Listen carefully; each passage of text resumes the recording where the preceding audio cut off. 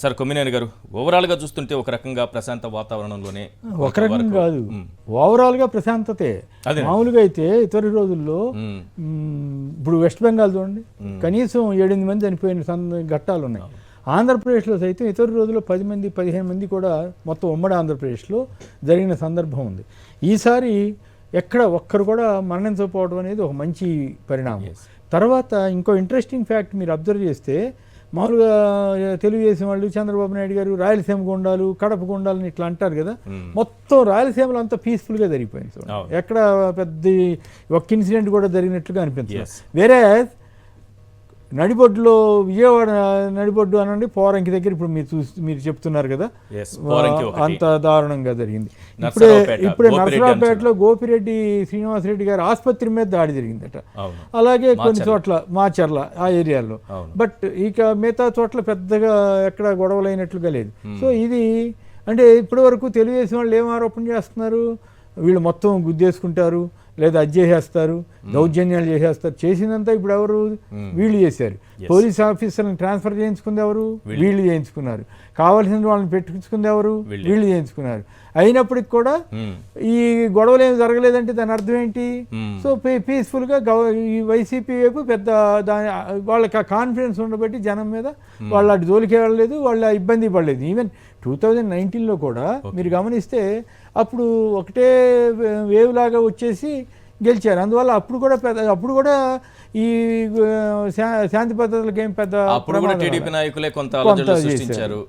ఇప్పుడు కొన్ని చోట్ల ఘర్షణలు అటు ఉండొచ్చు ఇటు ఉండొచ్చు అండి, కానీ చిన్నదాన్ని చాలా భూతత్వంలో చూపిస్తూ అనేది ఈ తెలుగుదేశం మీడియాకి అలవాటు. అయితే ఎమ్మెల్యే అభ్యర్థి పిన్నెల్లి రామకృష్ణారెడ్డి కుమారుడిని కొట్టారు. మొన్నటికి మొన్న వాళ్ళ భార్య మీద దాడి చేశారు, ఆమెను గాయపరిచారు. ఇప్పుడు అతనికి 6 కుట్లు పడ్డాయి.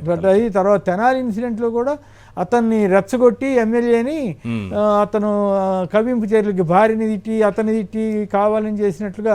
సరే, అయినప్పుడు కూడా ఇతను రిస్ట్రైంట్ గా ఉండుంటే మంచిదే, ఇతను మనిషే కదా. సో చేయి చేసుకున్నాడు అనేది మేజర్.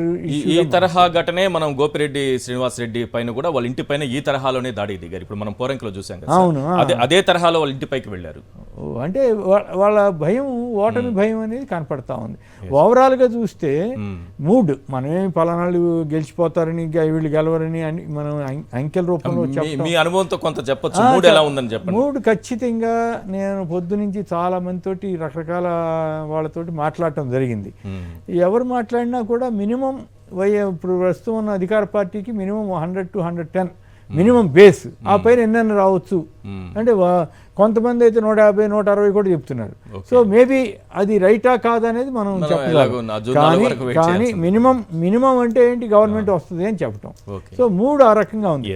అయితే తెలుగుదేశం వాళ్ళు కూడా కేవలం వాళ్ళ ఈ క్యాడర్లో కాన్ఫిడెన్స్ ని దెబ్బతీయకుండా ఉండటం కోసం మేము గెలుస్తామనే ప్రచారం చేసుకుంటున్నారు.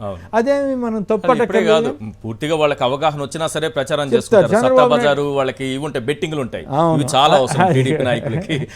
లాస్ట్ టైం చంద్రబాబు ఓడిపోతామని తెలిసినా మనమే గెలుస్తున్నాం, సత్తా బజార్లో మన గురించి ఎక్కువ బెట్టింగ్లు జరుగుతాయని చెప్పడం వల్ల ఈ బెట్టింగ్లు ఎక్కువ అయిపోయి ఇంకా నష్టపోయారంట. వాళ్ళు టీడీపీ నాయకులే తిట్టారు చంద్రబాబు, తెలిసి మరి మమ్మల్ని బెట్టింగ్ లో. లగడపాటి రాజగోపాల్ గారు అప్పుడు సర్వే చేశారు. అప్పుడు నేను ఇక్కడ ఓపెన్ గా కూర్చొని చెప్పాను, మీరు నమ్మొద్దు, లగడపాటి సర్వేనే, అది బోగస్ సర్వే, దీనివల్ల మీరు నష్టపోతారా, అది కేవలం పందాల కోసం పెట్టిన సర్వే అని 1-2 సార్లు చెప్పినా మన మాట వినేవాళ్ళు చాలా తక్కువ మంది ఉంటారు. రవిప్రకాష్ కూడా ఒక సర్వే చేశారు కదా, సర్వే కాదంట, అది స్టడీ అంట. అదేంటి స్టడీ అంటే ఇప్పుడు మన ఇద్దరం మనం మాట్లాడుకుని ఇది నాకు ఇది గెలుస్తాబ్బా అంటే దానికి ఏం సైంటిఫిక్ రీజన్ ఉండదు. బట్ మనం విత్ ఆల్ అవర్ ఎక్స్పీరియన్స్ ఇట్లా అవ్వచ్చు అని చెప్తాం. అంతే తప్పితే సర్వేస్, ఎగ్జిట్ పోల్స్ మనం ఏం చేయలేదు యాజ్ ఆఫ్ నౌ.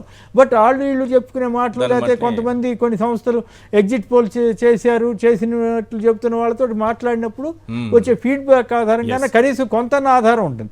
ఆయన చెప్పింది స్టడీ అని చెప్పి కరెక్ట్గా మీరు చూడండి, 2-3 రోజుల ముందు తర్వాత నిన్న ప్రశాంత్ కిషోర్ని పట్టుకొచ్చారు. ప్రశాంత్ కిషోర్కి ఏం సంబంధం అండి? హైదరాబాద్లో కూర్చొని పైగా కోడ్ ఆఫ్ కాండక్ట్ని ఉల్లంఘిస్తూ.